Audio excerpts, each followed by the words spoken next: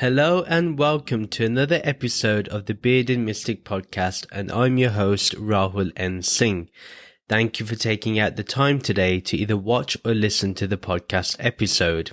Before we do begin, please do give your support to the Bearded Mystic podcast. It really helps the podcast if you can sign up to our Patreon page, where you can get ad-free and bonus episodes like my thoughts on the Upanishads and other content as well. There's other benefits depending on the tier that you select, so please take a look at the details that are in the show notes and video description below. Every Saturday at 11 AM Eastern Standard Time, there is a free virtual meditation session along with discussion and Q&A.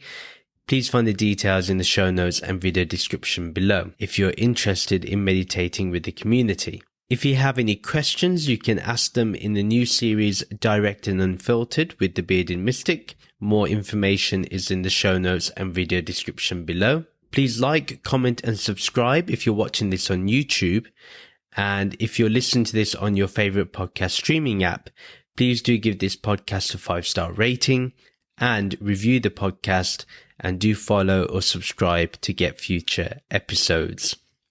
So today we will be continuing on with my thoughts on the Bhagavad Gita, and we will be looking at chapter 8 verses 18 to 22. Let's begin with verse 18. All manifestations within Prakriti come into being at the start of Brahma's day and are dissolved into an unmanifest state at the beginning of his night. The ultimate source of their coming into being is the transcendental Brahman realm, which cannot be directly seen by those living within the realms of matter. So we're going to break this verse up a little. All manifestations within Prakriti come into being at the start of Brahma's day and are dissolved into an unmanifest state at the beginning of his night. So from here, what we understand is very clear that the nature or Prakriti is limited within time. Its scope is within time. It can't go beyond time. Prakriti will always belong to the conceptualization of time and also the function of time. Everything is manifested in the start of Brahma's day, so we can understand that being light, and we can understand that to be 8.64 billion years. One day of Brahma's is 8.64 billion years, so that's a lot. Then all of that dissolves into an unmanifest state, so there's no creation at all, no aspect of creation, there's no Prakriti at all, and that's in the night. Again, for 8.64 billion years, there will be this unmanifest state. This shows us two things: that Prakriti is always changing, so we can establish that, and Brahma's law is also changing. Because of that, we know that that cannot be the ultimate reality. That cannot be Brahman. This is Brahma. So Brahma is known as the creator or the creative principle of nature, of existence. The second part of the verse is, the ultimate source of their coming into being is the transcendental Brahman realm, which cannot be directly seen by those living within the realms of matter. This is very important to understand, as this is literally the ultimate truth. The source of all manifestation and dissolution of that manifestation is in Brahman. It's all in Brahman. The reason for that is because Brahman is the observer, or that witness consciousness, which does not change according to the manifest or unmanifest state of existence. It being the sum total of Sat Chit Ananda, so Sat being existence, Chit meaning consciousness, and Ananda meaning bliss. That's why it's transcendental, because it is beyond these things. Brahman is the base of all existence, or you could say the underlying source of all existence. Everything stems from this Brahman. This cannot be directly seen because you as the observer are the seer itself and not the seen. If it can be seen, then it's an observer. Then it can be observed, therefore it is subject to change, and therefore it is not transcendental. So we know that this Brahman is the seer. It is the observer. It is the witness consciousness. It is the awareness that is aware. And that's all we need to know. That's all we need to kind of get ourselves accustomed to understanding now, and understanding the Bhagavad Gita in that light. Only that which changes like name and form is seen or observed, as I mentioned. So do not think that this Brahman can ever be observed. It cannot be observed. You can only be in awareness of its own awareness. As we live in this world, currently manifested in Brahma's day, existing as Prakriti, we have identified with this changing nature. So we've constantly been feeling that we are Prakriti, we are nature, we are existence, we are creation. There must be a creator. There must be something that made all of this. And all these things come up. But actually what happens is, once you are comfortable with understanding that there is only this formless awareness, you don't need anything else. Existence is, consciousness is, Ananda is. You do not need anything. Prakriti is, Purusha is. You don't need to have these things define why there is something in the world. You no longer care about the function of things, because the function is not as important. Those that are Jivan Mukt are able to be free from this hold of Prakriti, of nature, because they are always in the transcendental realm of formless awareness. They are always constantly in that awareness. They do not deviate from that awareness at all. And that has to be our state too. That's where we need to aim for. That's exactly what we need to try to achieve and attain in this very life. And then verse 19... O Arjun, when the night of Brahma arrives, the bodies of the countless beings living within matter are destroyed, along with the lokas on which they live. When the day of Brahma arrives, the Atmas reincarnate and resume their evolutionary journey within matter, continuing exactly where they had been interrupted by the previous cycle of destruction. This is very, very interesting. And this message is going to come up again in the Bhagavad Gita. It's important to understand it now, but don't worry. If you don't get it, there'll be another chance to understand it. Because this is the point of the Gita, is that Sri Krishna really is talking about only one thing. And that is that the Purusha is supreme. This changeless awareness is supreme. And whatever is changing is unreal. And whatever is changeless is real. That's all. That's the message of the Gita, because you are that which is changeless. And it's going into that. Now, the question is, or the inquiry for us is are we remembering this whenever we look at a line?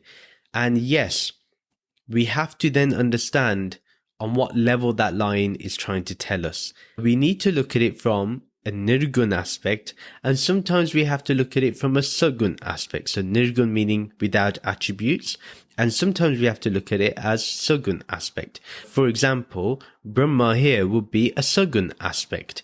It has the attribute of creativity. That's the way to also understand these lines. Let's break this verse up a little. O Arjun, when the night of Brahma arrives, the bodies of the countless beings living within matter are destroyed, along with the lokas on which they live. This shows us that ultimately everything will be destroyed. There'll be nothing here that will remain, not a single atom. So do not think that something even that cannot be seen will remain. No, that will go too. There'll be no subatomic particles. There'll be no quarks. There won't be anything left in existence, not even energy itself. This is something we have to understand, that all of this will dissolve away, will be destroyed. And Shri Krishna wants Arjuna to understand that life ultimately has to end, that there is an end point in terms of nature, and nature will go through a process of renewal, as the later part of the verse will suggest. Now, anything with a name and form, including Arjuna, Shri Krishna, me, you, every one of us, the form that can be both gross and subtle, so that can be our jiva as well, or the soul, all of that will be destroyed when it comes to the night of Brahma. We should not think that matter or some form of matter will remain. None of it will remain. Not even thought will remain. Not even intention will remain. Nothing will. and all realms apart from Nirgun Brahman will be destroyed. The only thing that remains is Nirgun Brahman because it's transcendental. It does not belong to this realm. It is changeless. Then Sri Krishna says in the next part of that very verse that when the day of Brahma arrives, the Atmas reincarnate and resume the evolutionary journey within matter, continuing exactly where they had been interrupted by the previous cycle of destruction. I love this part because it gives you a hint of what's going to happen or what is happening. First of all, when the night is over, reincarnation begins at the beginning of Brahma's day. When the night happens, everything stops, everything is halted. Then Karma will rejuvenate as Brahma's day begins. We have to understand the importance of Jivan Mukti and transcending reincarnation. We don't want to be in this cycle of birth and death. We want to transcend it. We want to be Jivan Mukt. That's why it's really important. And the message of the Gita is, look, if you're willing to work on 8.64 billion years of life, go ahead, do it. No one's going to stop you. But just remember, that's a long time, and that's a lot of karma that you will be accumulating and addressing. So don't take this time for granted. Don't think this opportunity will arise again. We cannot guarantee that. Here, Sri Krishna says, only at this point of the journey where Brahma's night has begun, and you've gone through Brahma's night, now Brahma's day is about to begin, only in this point is there a real sense of, okay, things have come to a halt, but it will continue as we left off. You won't have to restart again, so to speak. Just remember, you will have to wait for 8.64 billion years before we can continue our evolution towards Jivan Mukti if we continue to identify with name and form. The moment we continue to think that we have karma, we are this body, we're going to have to wait for 8.64 billion years when it comes to the end of existence in terms of matter. Now, karma will always be recorded within nature and existence, and that's where karma remains. There is no hope for those that think that this dissolution will reset things. It's not going to reset anything. Yeah, nothing is going to be resetted here. You will begin where it left off. So don't think, oh, I will be able to do anything I want because at the end my karmic debt will go to zero. There's no karmic debt. There's no karmic accumulation in terms of something that you can reduce in that manner or gain in that manner. Karma is simply understanding that there are no fruits at all that can be attained by you or lived by you. It all belongs to matter, and this matter is not what you are. This Prakriti is not what you are. These are the subtle points that we have to understand. Now, there is a popular belief that the world will be destroyed in 5,000 year cycles, but these are just untrue and baseless. There is a famous spiritual group, the Brahma Kumaris, that do believe that the world will begin again in 5,000 years. So basically right now, apparently we're towards the end, we're in Kali Yuga, and I've took their 7-day course, so I'm talking with authority here. They claim that everything gets repeated the same way. But the problem with that is they can't tell me about evolution. Okay, they can't talk about evolution, that's fine. But they can't talk about why there's dinosaurs' bones, why there's fossils from billions of years ago, millions of years ago. How did they even come into being if there's only 5,000 year cycles? And now, they predicted that the world would be destroyed a couple of times. And now they call it a transformation. So they're changing their own messaging, which tells you how crooked it is. But you can see from here how their message is not according to the Gita, because the Gita does not talk about 5,000 year cycles. In fact, the Gita is talking about 8.64 billion years is one day of Brahma, And also one night of Brahma is 8.64 billion years. So it shouldn't be taken lightly here. I just wanted us to be very clear on this point, because I know a lot of people who listen to the Brahma Kumaris as well, but if their philosophy is not sound and not logical at all and defeats any rational explanation, we should steer clear from such philosophies, especially if they're not able to address this question. If one Brahma Kumari, I'm open to listening to your answers. If you can answer this question for me, then it'd be great. Can you tell me how you can prove that there's 5,000 year cycles? This verse should also get rid of any notions that there are special souls, like which is said in the Brahma Kumaris as well, or that there's a repetitive drama that keeps reoccurring. It's sadly not going to happen. And, there's no evidence of that, apart from one person claiming it, which I find to be a very dishonest person anyway. The reason why there's no special souls is because the moment we think that there's someone special, or that there's a special number of souls that are going to be transcending into the new age or into Satyug, these are all imaginary thinking, imaginary stories. And they are stories in where they're said because we like stories and we as human beings prefer them. But when it comes to the actual experience of life and reality, it's totally different. So, like I said, I just want to be very clear that the Bhagavad Gita does not support such phony philosophies. And we should not listen to such people either, because although I do believe you can learn from everybody, but when the basic knowledge is ignored, you should run away from it. It's similar to how I feel about ISKCON. Although with ISKCON, they do not have this silly philosophy of special souls or this repetitive cycle, but even their endpoint makes no sense, of Krishna being in Vrindavan and that you get jealous of Krishna and come back onto the earth. So there's this constant duality. The truth is non-dual.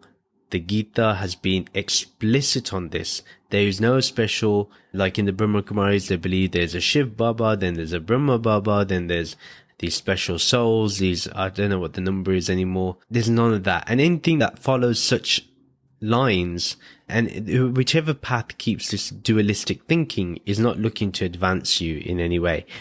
It's only if you are great for the organization do they see you as beneficial. You have to be very alert with these things, and you have to be very, very conscious of where these teachings are taking you to, and look at their teachings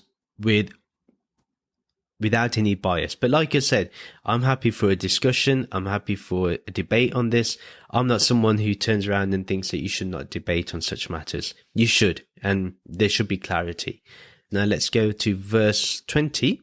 Beyond this duality of the manifest and unmanifest realms of material existence within Prakriti, there is another realm of existence that is of a different nature.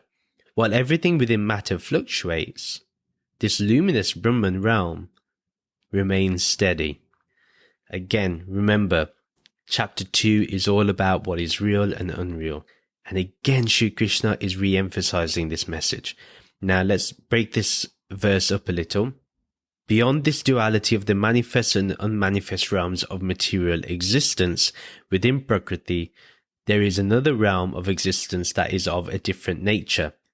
This is the main thing that Shri Krishna has been wanting to allude to. First of all, he understands that Arjun considers that this flesh and bones that he has and that other people have is everything. That's the whole of existence. Even though he's heard the knowledge of Brahman, even though he knows these things, but he hasn't fully assimilated those teachings. He's not fully abiding by those teachings.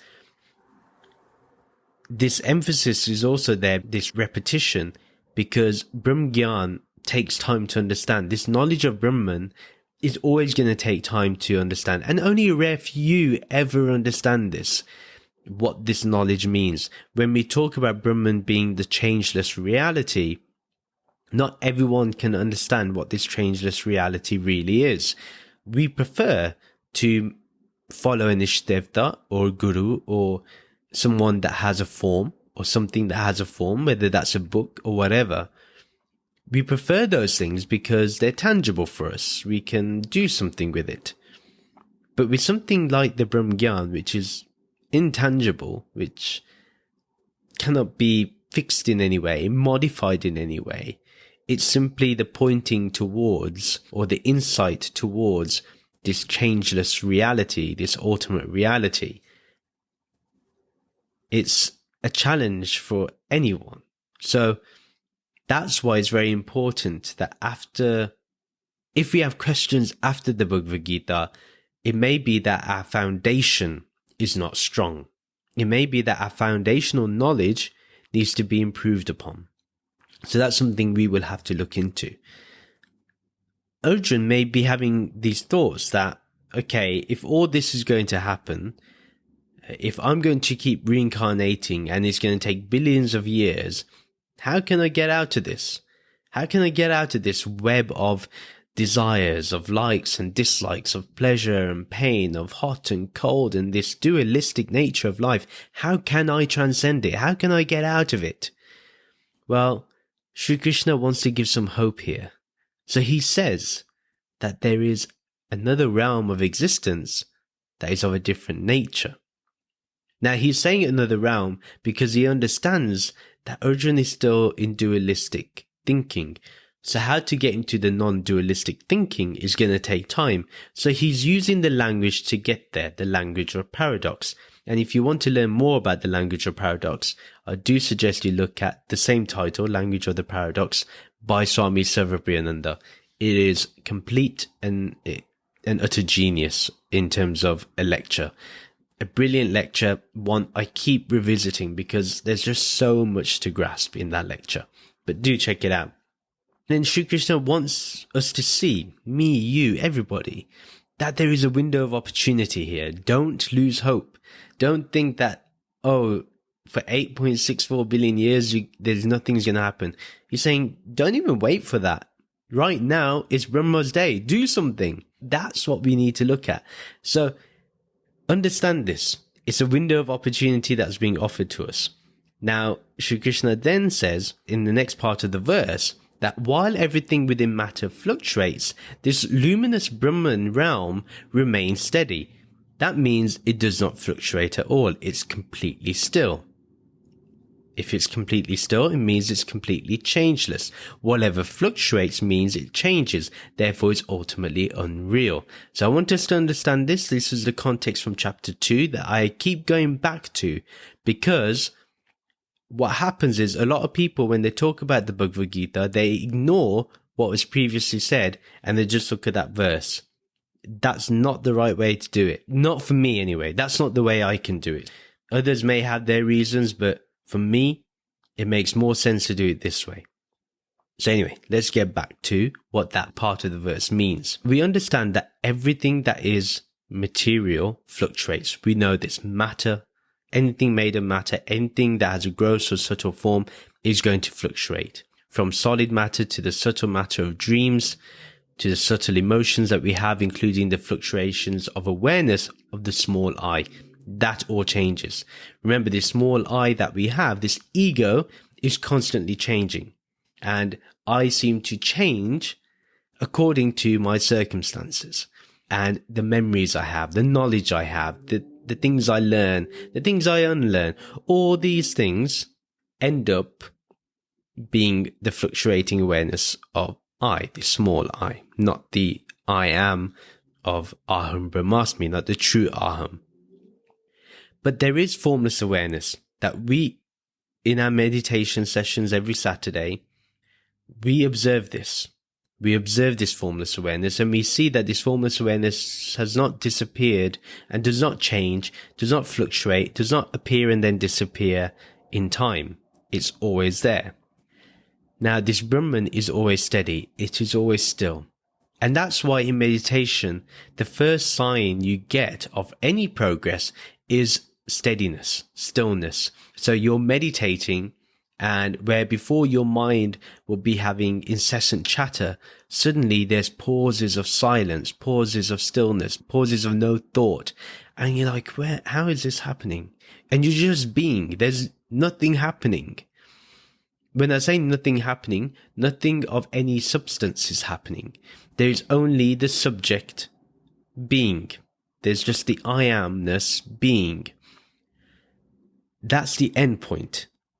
Now, you have to also function in a name and form. So don't think that this state has to be the only state to be in when you are functioning in life. So what happens for a Brahmgyani, for someone who understands this knowledge of Brahman, what they do is they can remain in that formless awareness, that steadiness, and then utilize the fluctuating aspects of life, of matter, and function in it accordingly.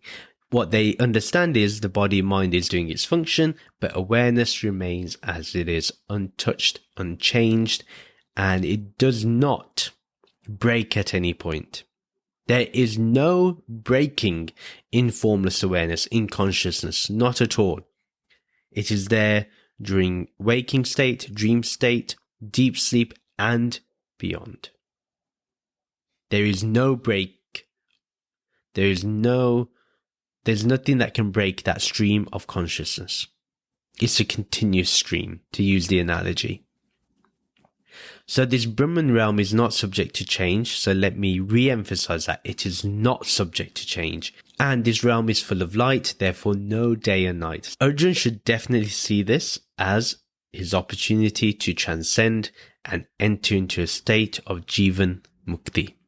Then verse 21. The avyakt, unmanifest and akshara, indestructible place is the Paramgati, the ultimate destination. That place is the final goal and ultimate abode from which one never returns. It is my Paramdham, the beautiful realm where liberated, immortal beings perpetually reside in their highest state of perfection. So let's break this verse up.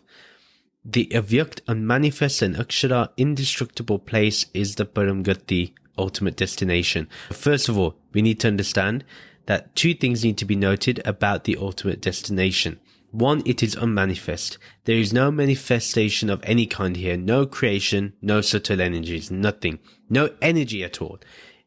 There's no vibrations here. There's no vibes. There's no auras. There's nothing. Zero. Zilch. Shunya. And the other thing is, it is indestructible.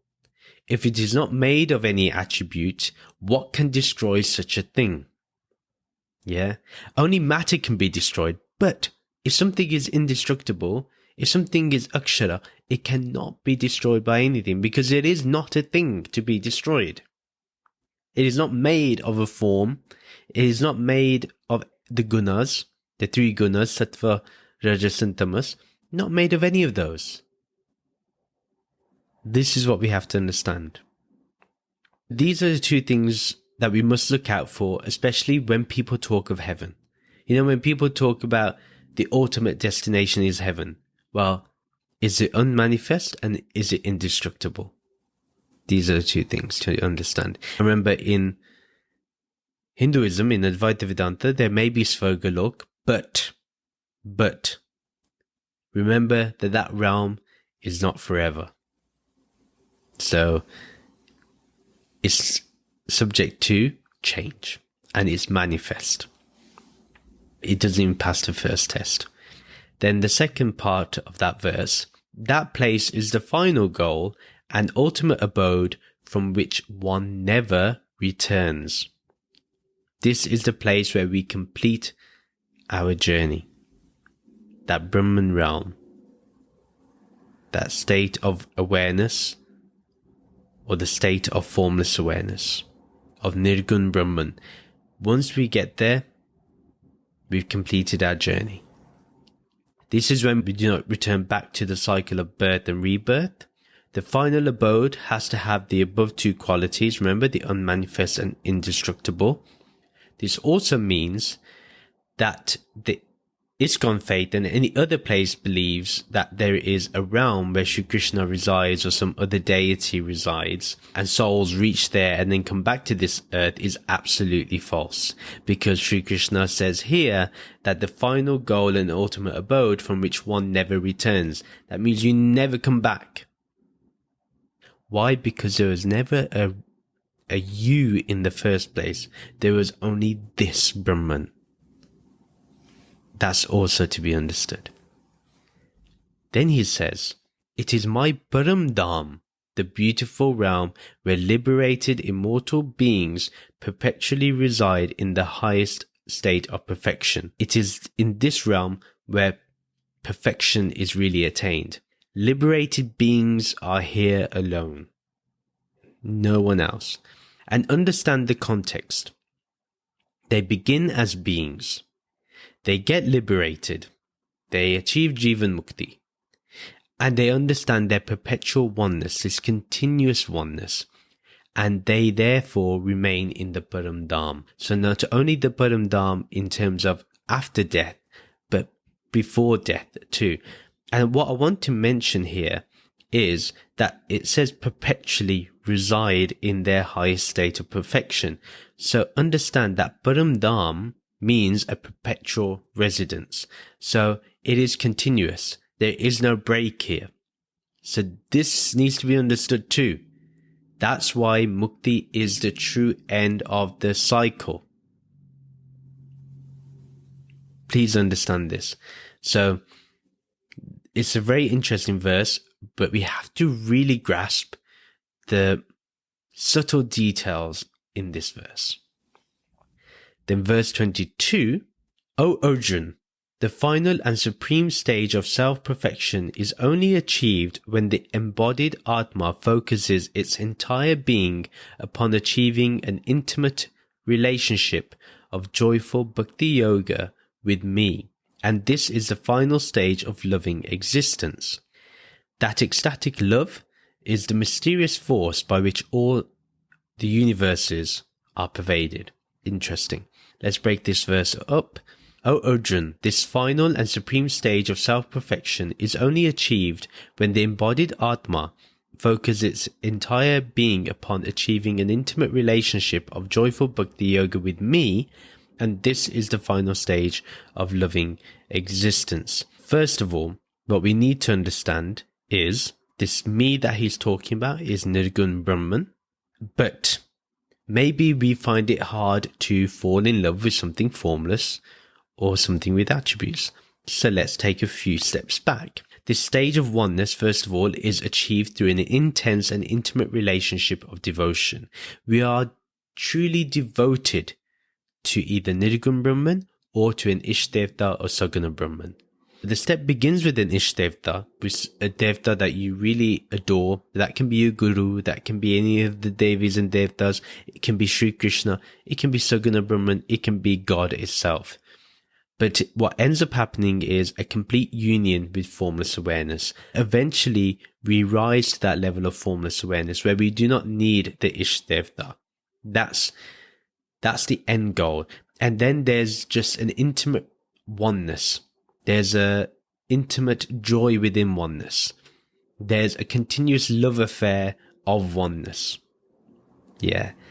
There's a devotion that happens in oneness where you are one with formless awareness and there's no need for anything else, for another thing to be present in that devotion. There is this love that is overwhelming and unconditional.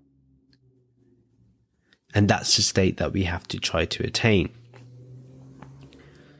So once you are united in devotion with love, then you understand that all of existence is binded in that love.